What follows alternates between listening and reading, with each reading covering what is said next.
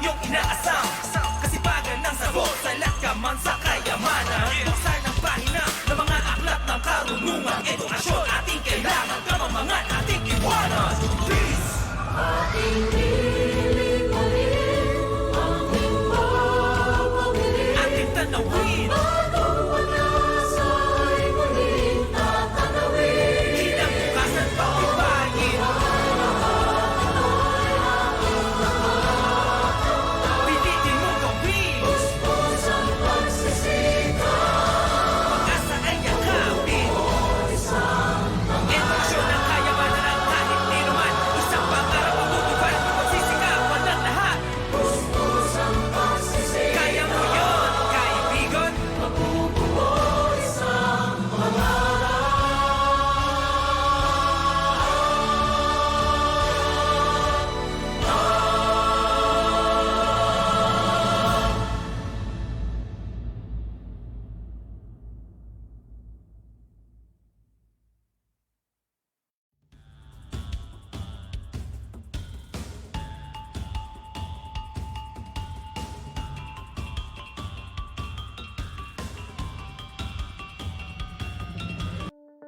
The COVID-19 pandemic has brought unprecedented changes to our usual ways of living.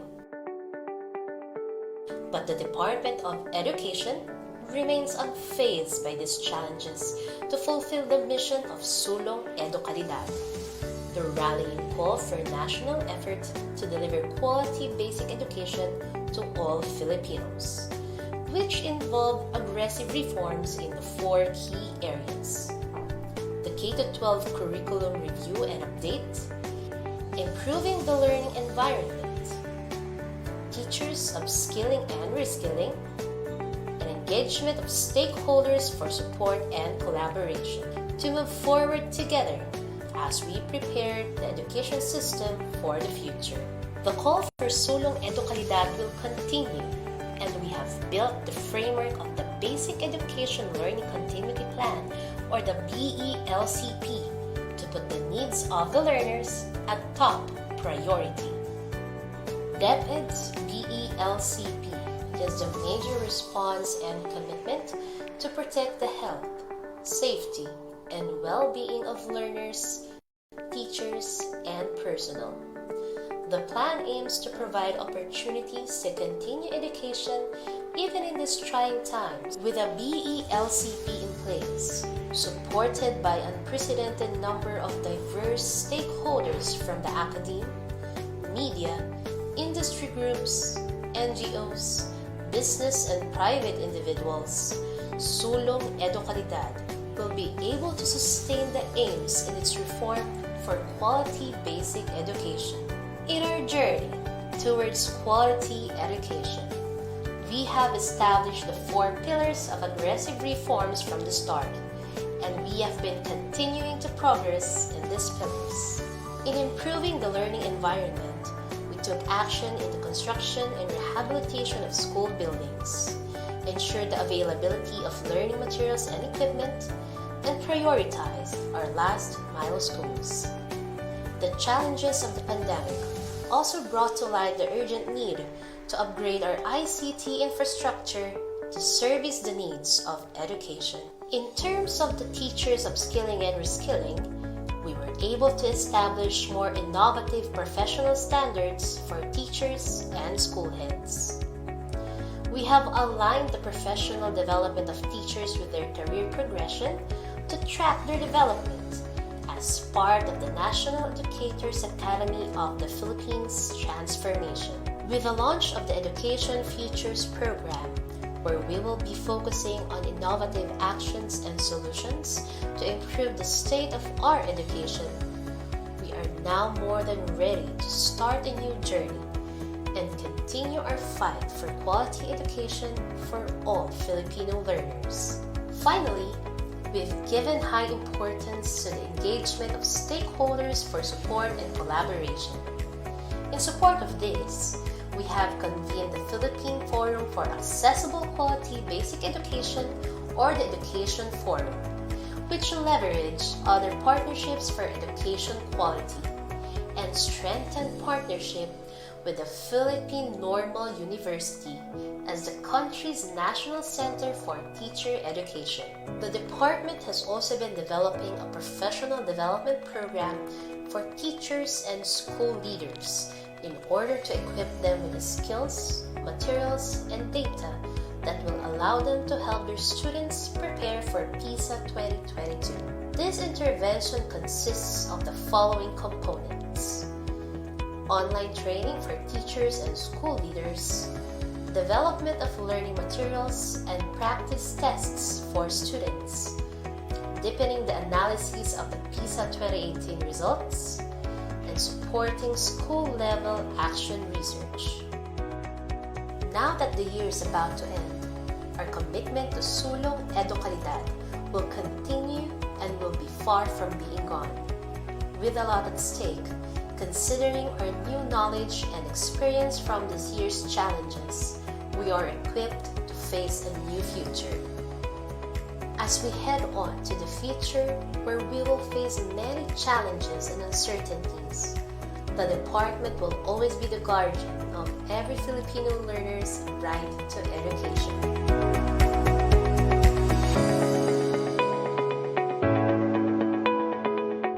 Sino ba ang hindi naapektuhan? Sino ba ang hindi nag-alala? Sino ba ang hindi nalito? Lahat tayo ay naapektuhan. Lahat tayo ay nag-aalala. Lahat tayo ay nalito. Dahil binago ng pandemyang dulot ng COVID-19 ang paraan ng pamumuhay ng lahat ng mga Pilipino saan mang sektor ka nabibilang. Tumigil ang panandalian ang ating mga nakagawian. Tumigil ang lahat ng uri ng transaksyon. Tumigil ang lahat ng operasyon ng mga paaralan. Nakalilito. Nakakaba. Paano na ang kinabukasan ng mga kabataan? Paano na tayo sa hinaharap?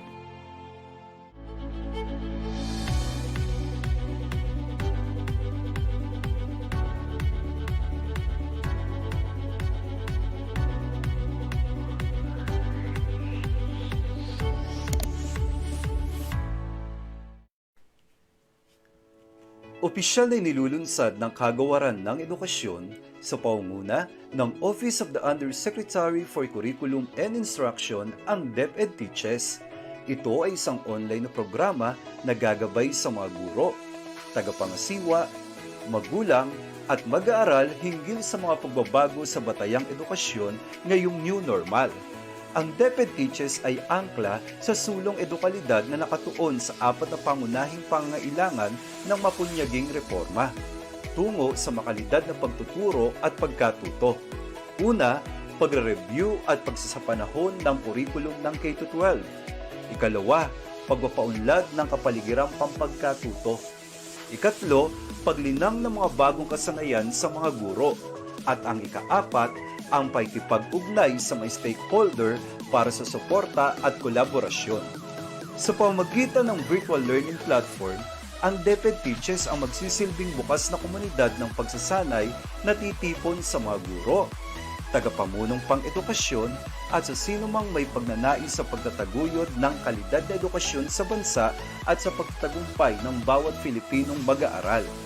Ang mga opisyal, education specialist, learning content expert at outstanding teacher ng DepEd ang magiging tagapanayam na magbabahagi ng kanilang kaalaman at kasanayan sa kurikulum, pagtuturo at pagkatuto, pagtataya at lahat ng kaugnay na mahalaga sa proseso ng pagtuturo at pagkatuto sa new normal.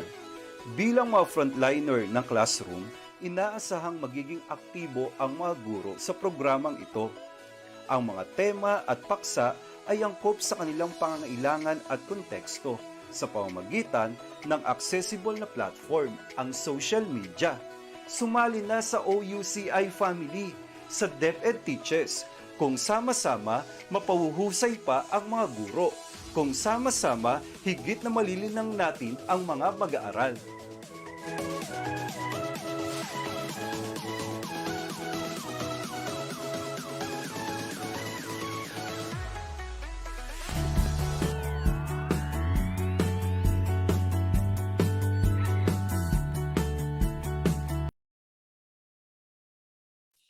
The happiest people don't have the best of everything. They just make the happiest of everything. So wishing everyone a happy Thursday afternoon. And welcome back to DepEd Teaches, one of the innovative projects offered by the Curriculum and Instruction Strand, which is open to all educators for continuous professional development. This long series of webinars wouldn't be successful without the constant support and participation of our viewers every Thursday only here on DepEd Teaches. So thank you so much for tuning in right now from our various social media platforms, the DepEd Philippines Facebook page, DepEd Tayo, and DepEd YouTube channel. Today is the continuation of our thematic discussion, teaching and learning in the new normal, regional strategies and initiatives across all learning areas. So hello, Ma'am Anna, how are you? So what kind of exciting learning experience have we prepared today for our viewers? A pleasant afternoon to everyone. So for the past 2 weeks, we discussed regional strategies and initiatives across learning areas. So we talk about math, science, English, and Filipino. And today we will talk about another equally important subjects that these are Araling Panlipunan at Edukasyon sa Pagpapakatao or ESP.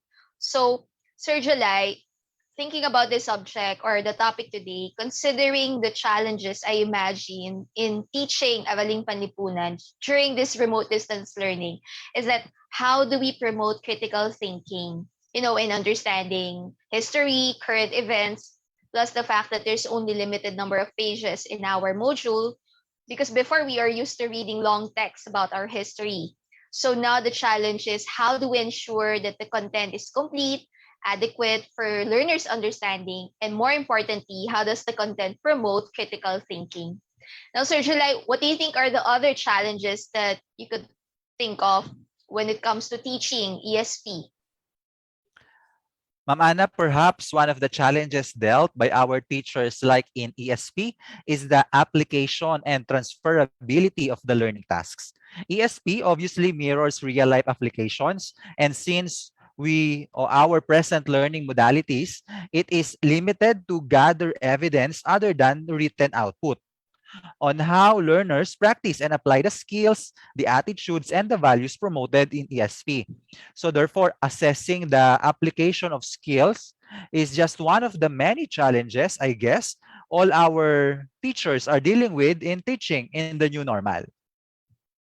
I agree with what you said, Sir July. So we identified two so far. So promoting critical thinking, given the limited number of pages or materials that we can provide, plus the application or transferability of the skill, given the limited type of assessment we can gather during this time.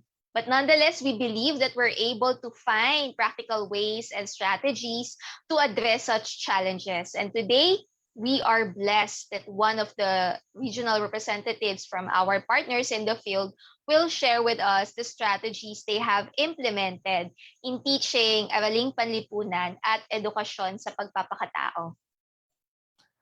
But before we proceed to the highlight of the discussion, let's do another schema activation activity.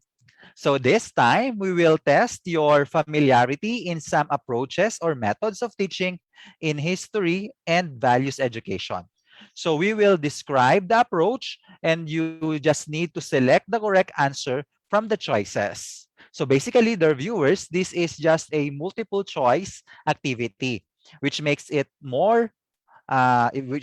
easier and faster in identifying your approach or strategy being used in Araling Panlipunan and history and edukasyon sa pagpapakatao. So again, you just need to write the correct answer in the comment section and you are given 30 seconds to guess the correct answer. So Ma'am Anna, perhaps our viewers are ready now for our first item. All right, so sounds easy because it's just a multiple choice test. So let's see.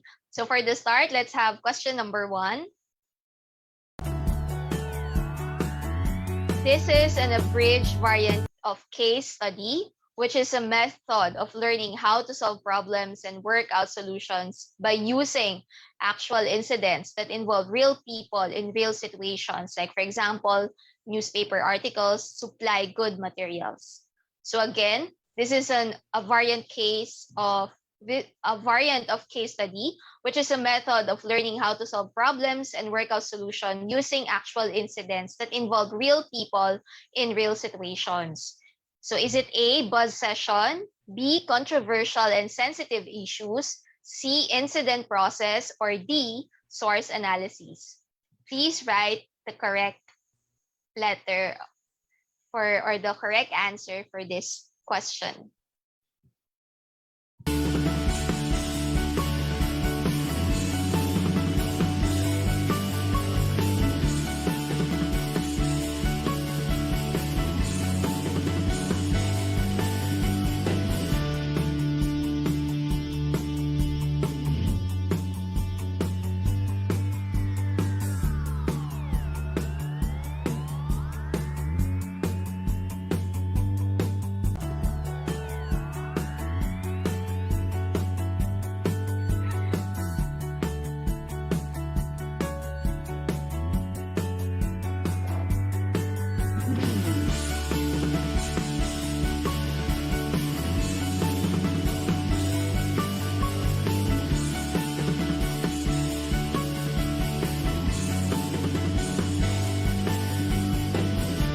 All right, so let's find out what's the correct answer. I think there's a clue in the question. So the correct answer is B, incident process. I think most of our viewers are able to get the correct answer. So incident process is less formal, less demanding form of case study.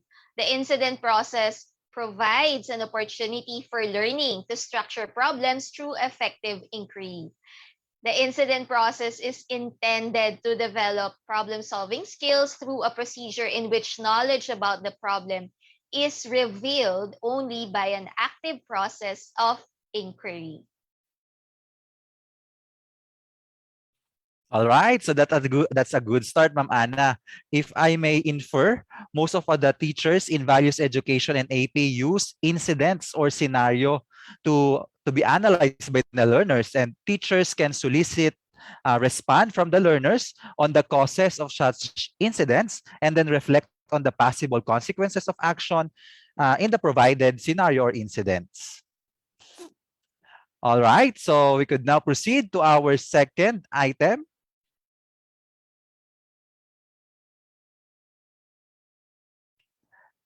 So this is an educational intervention that includes reflexive personal, sociocultural, and intercultural processes whereby one seeks to identify the undergrinding or influential value priorities that guides one's interests, choices, actions, and reactions in a variety of interpersonal and social contexts. So again, it's an educational intervention that includes reflexive, personal, sociocultural, and intercultural processes. Okay, and this would provide interest, choices, action, and reaction to our learners in their different contexts. So what do you think is this approach? Is this A, action learning, B, inculcation, C, transpersonal, or D, value clarification? So 30 seconds, start now.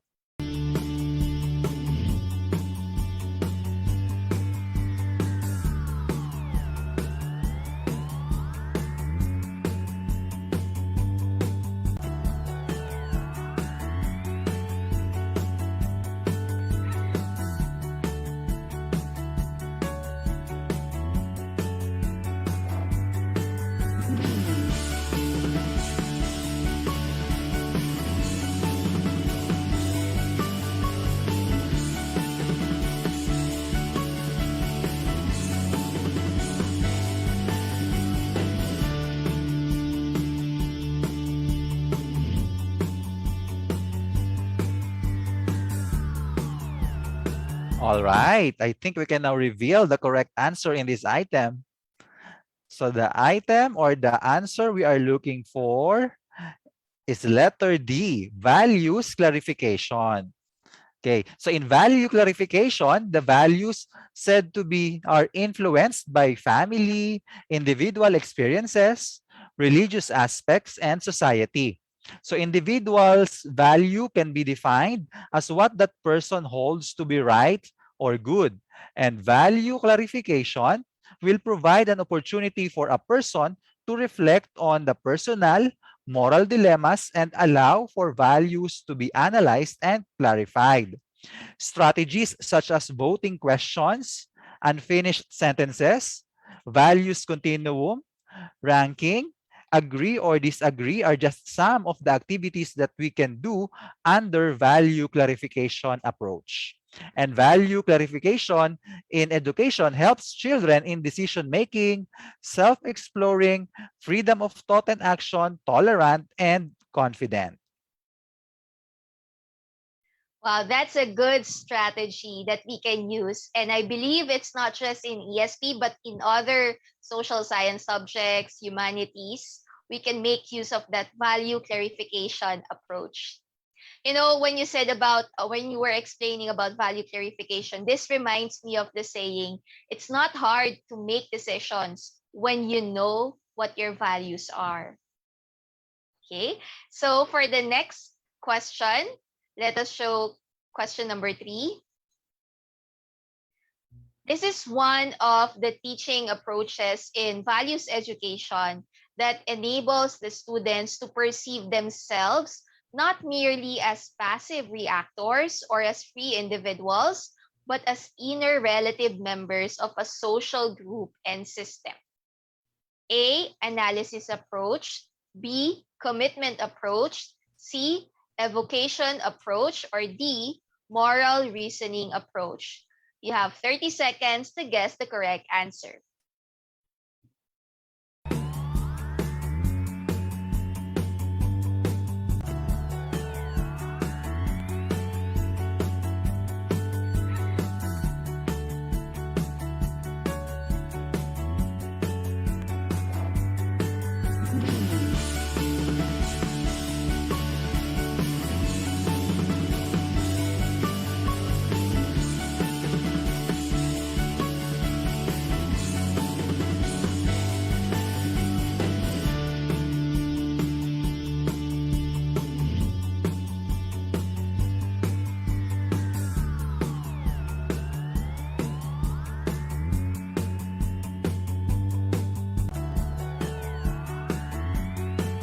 Okay, so let's reveal the correct answer. So the correct answer is B, commitment approach. So in this commitment approach, it enables the students to perceive themselves not merely as passive reactors or as free individuals, but as inner relative members of a social group and system. So under the commitment approach, we consider the action project, which helps to clarify and restructure one's value system and to ascertain the depth of commitment of one's value.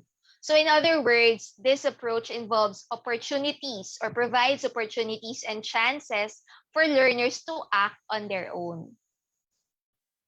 As I remember, Ma'am Anna, the action project you mentioned under the commitment approach is also regarded in some literatures as action learning and community outreach project, where teachers provide students with opportunities and chances to discover and act on their values as member of the community. Thus, as you mentioned, under this approach, the learners will not just be passive reactors, but also they need to interact with other members or other members of the community. Okay, so let's now move on to our last item. So we can now show the card to our viewers. So this is a strategy of understanding in which we take into account another perspectives in addition to our own. For instance, the rule of 3 or more. One view is exclusive, 2 views invite conflict, or 3 or more views allow genuine diversity. So again, this is a strategy wherein we take into account other people's perspective. Is it A, balanced instruction? Letter B, critical perspective?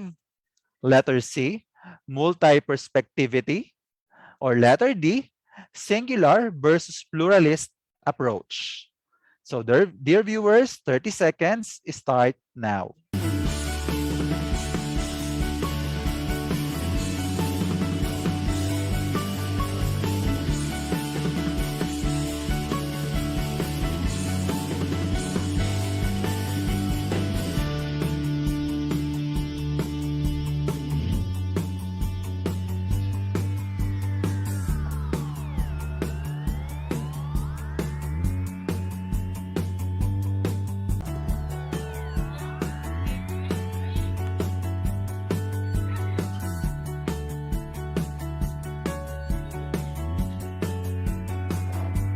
All right, so I think we can now reveal the correct answer in this item. And the approach that we are looking here is letter C, multi-perspectivity. So exploring multiple perspectives, which is known as multi-perspectivity in some parts of Europe, it requires incorporating source materials that reflect different views of historical event. In recent decades, scholars and educators have begun to question the validity of singular or one-sided historical narratives. Instead of just focusing on dominant group and communities, they recommend employing multiple perspectives. And one reason for this stems from increasing diversity and cultural pluralism, since many groups, women, the poor, the ethnic minorities, and the like, have been ignored in traditional historical narratives. So what social studies teachers can do is to incorporate primary sources that represent a range of views on historical issue. Then ask students to spend some time thinking about why different groups may see the same event in different ways. And oftentimes, a different story emerges when those multiple perspectives are being put together. And the result is enriched historical understanding. All right, so I hope our priming activity made our viewers recall the approaches in teaching values education and social studies.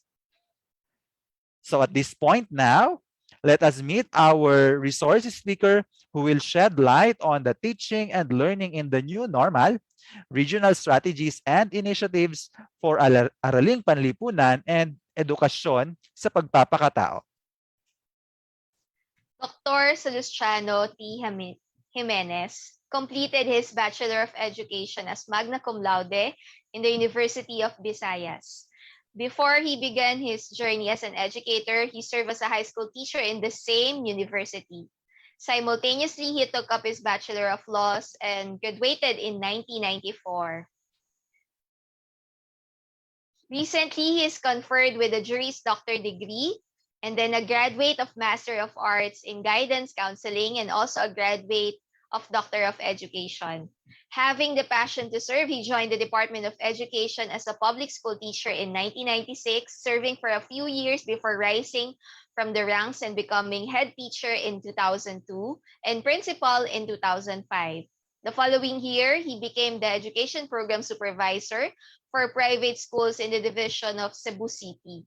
He was subsequently promoted to be Assistant Schools Division Superintendent in the same division in 2008. After 4 years, he was appointed as the Schools Division Superintendent in the Division of Negros Oriental in 2012. Following 4 years of service as SDS of the Division of Negros Oriental, he became the OIC Assistant Regional Director of the Negros Island Region or NIR.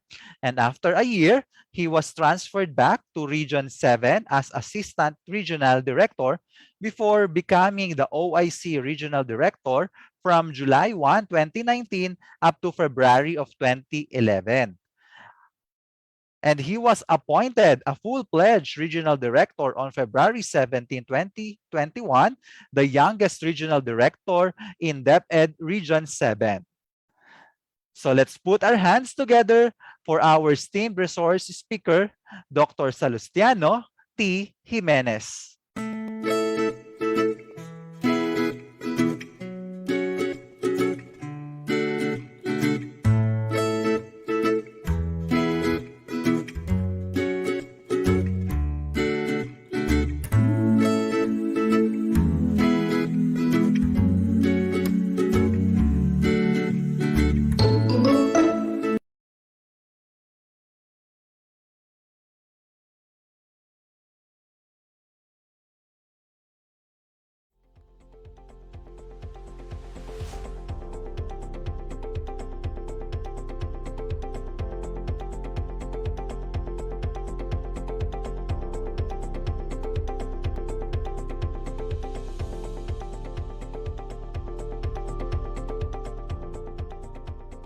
Good day, fellow educators, and to everyone.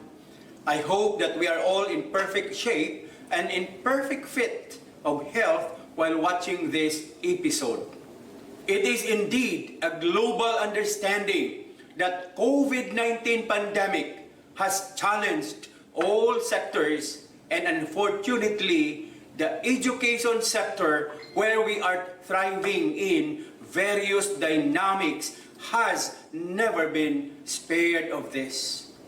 As the Secretary Leonor Mamliling Magtolis Briones of the Department of Education mentioned when the Philippines was at the height of this pandemic, highlighted, and I quote, "Education must continue even in this difficult situation."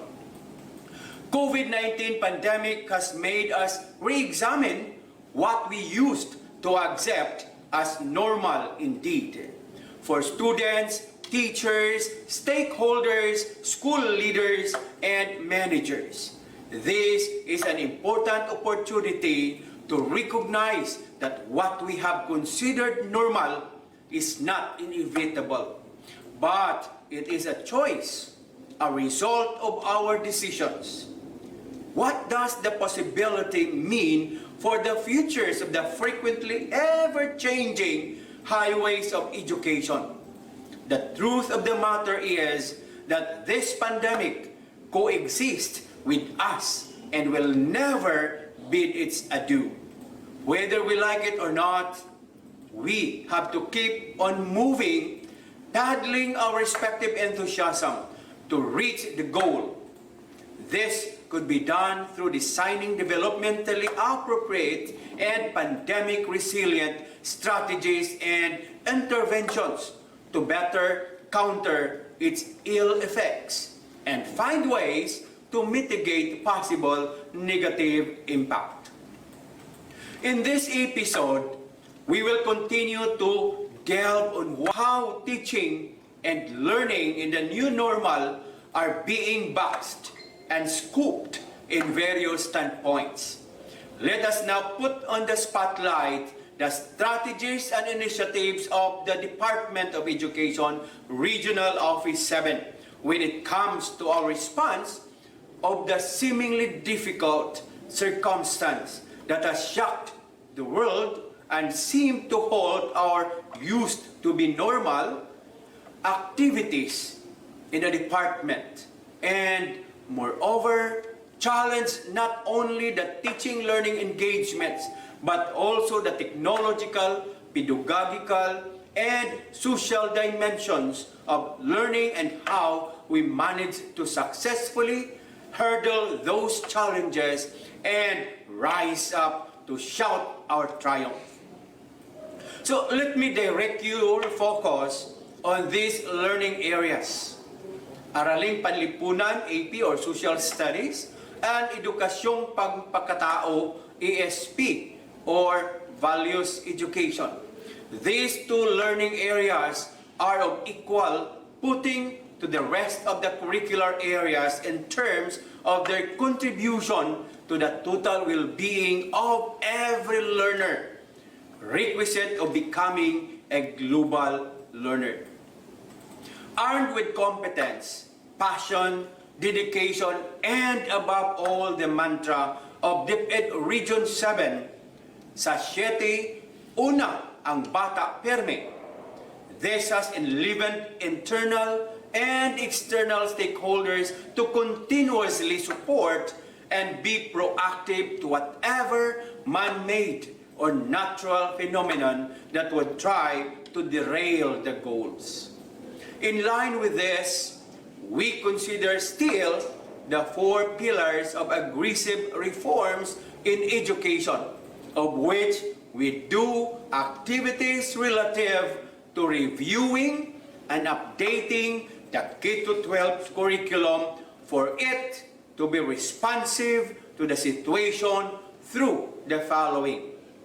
First, conducted curriculum mapping on the different topics to be integrated in AP and ESP, self-learning modules, or SLMs, that are aligned to the most essential learning competencies, MELCs, and as an offshoot of it, we managed to contextualize the MELCs with a list of topics for integrations such as local history, celebrations, sexuality education, Filipino values, and DepEd core values. Second, spearheaded in the contextualization and quality assurance of the self-learning modules, the SLMs of these learning areas in the first K stage across quarters.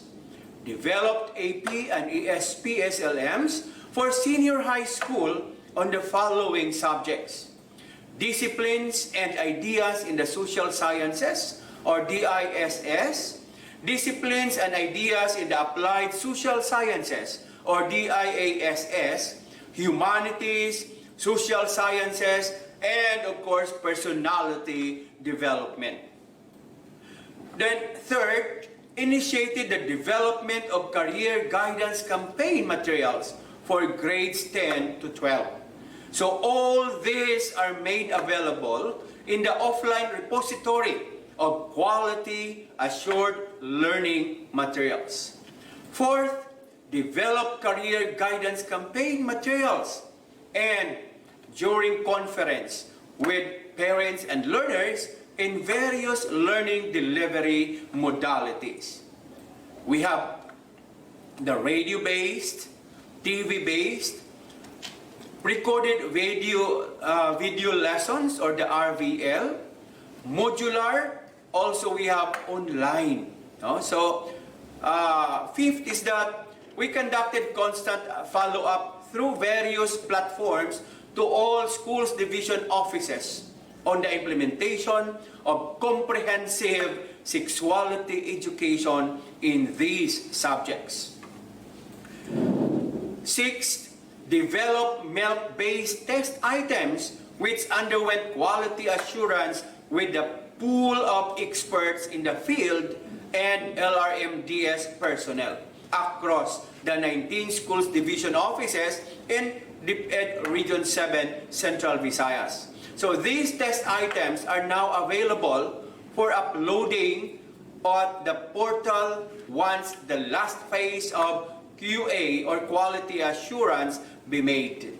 Seventh, manage the reduction in the number of assessment activity sheets based on Department Order 31, Series of 2021, in which quarterly assessment results with analysis and recommendations which are available for policy recommendation. So this also paved the way in the development and adoption of the Regional Inspection and Corrective Action Initiative, or RICA tool. DepEd Region 7 also spearheaded activities relative to the second pillar of aggressive reform, which is on the improvement of learning environment, concentrating on the development of learning resources, its delivery and monitoring. One, conducted regular online monitoring on the delivery of instruction in Araling Panlipunan, AP, Edukasyon sa Pagpapakatao, ASP, Homeroom Guidance, HG, and Career Guidance, CG. Second, monitor the distribution of SLMs through the AP and ESP, Division Education Program Supervisors, Career Guidance, and Homeroom Guidance Group Chat. Third, manage the development of the supplementary materials in disciplines and ideas in the social sciences or DISS.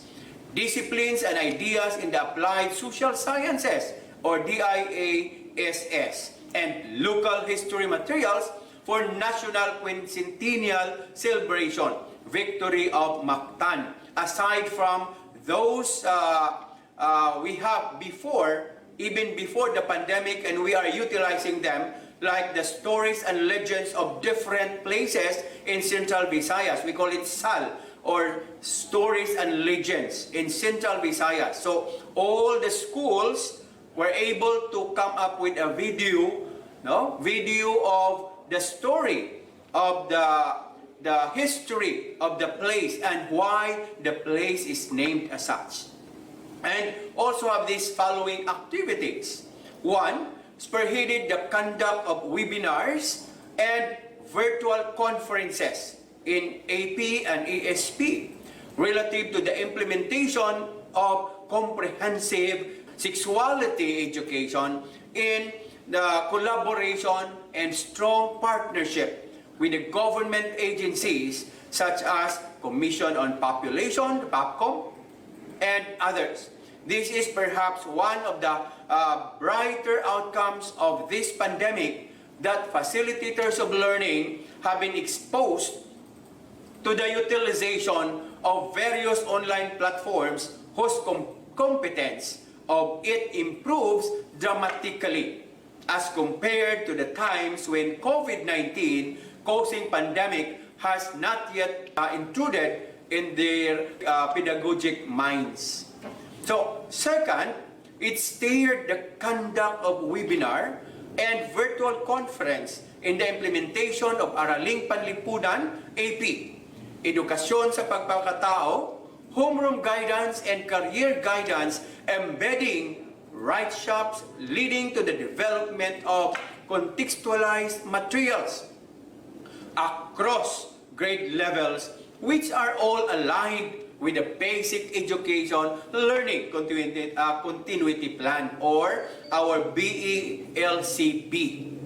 Third, conducted webinars and virtual conferences aligned with the BELCP relative to the implementation of Araling Panlipunan, AP, Edukasyon sa Pagpapakatao, o ASP, the Homeroom Guidance, HG, or Career Guidance, CG.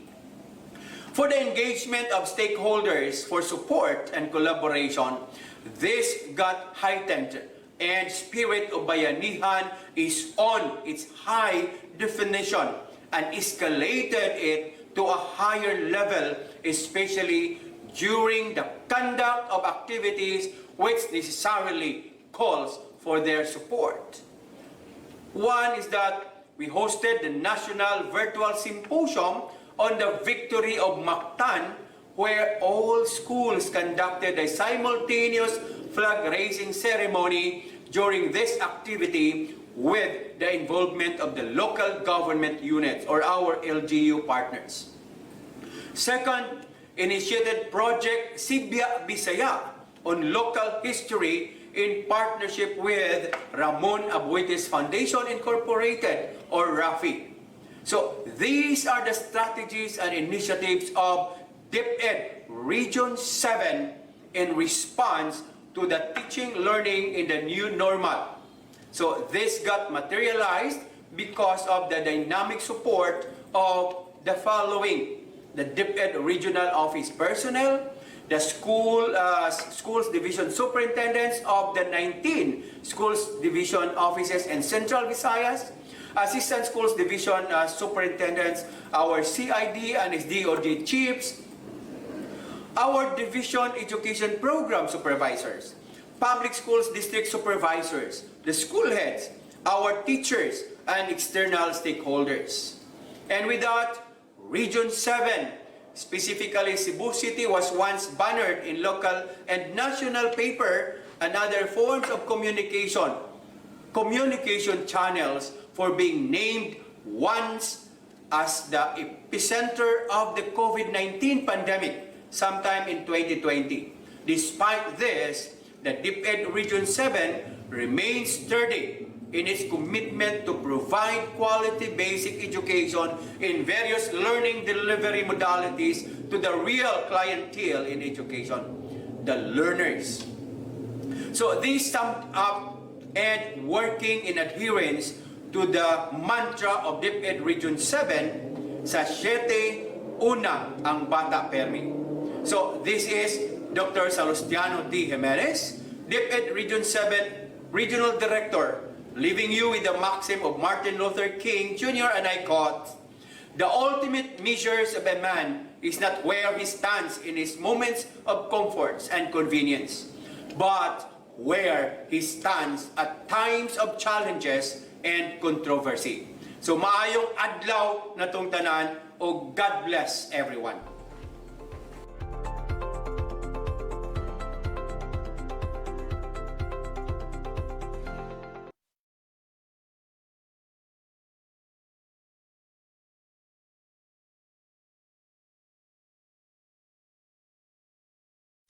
So thank you so much, Director Salustiano Jimenez, for a complete, naturalistic, and vividly logical presentation.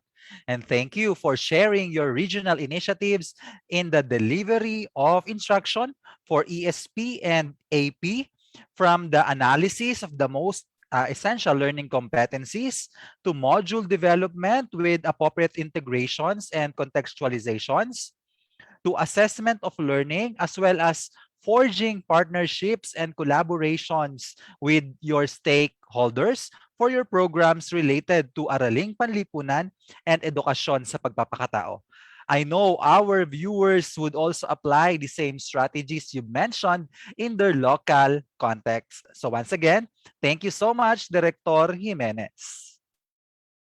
And so to our live audience on DepEd Teaches Facebook page and the rest of the social media platforms, don't forget to share your insights and comments using the hashtag I support DepEd Teaches, and hashtag DepEd Teaches episode 45. You can also share your selfie post while you were listening in today's presentation, and we really love to hear all your feedback. Thank you so much again, Director Salustiano Jimenez. So just a few reminders. This is the third entry under the theme Teaching and Learning the New Normal Strategies and Initiatives Across All Learning Areas. Don't forget to register so you'll be qualified to get the certificate of participation. If you need a recap, just visit our official Facebook page, DepEd Teaches. Once again, teachers, thank you so much for tuning here, and we hope to see you again next week. On behalf of the Curriculum and Instruction Strand, thank you so much for your constant support, and may we always find time to take part in this kind of professional engagement, for an investment in education always pays the best interest. Hence, in DepEd Teaches, we invest in your professional development and professional learning experiences. For our mission is empowering teachers, enabling learners. A blessed afternoon, everyone.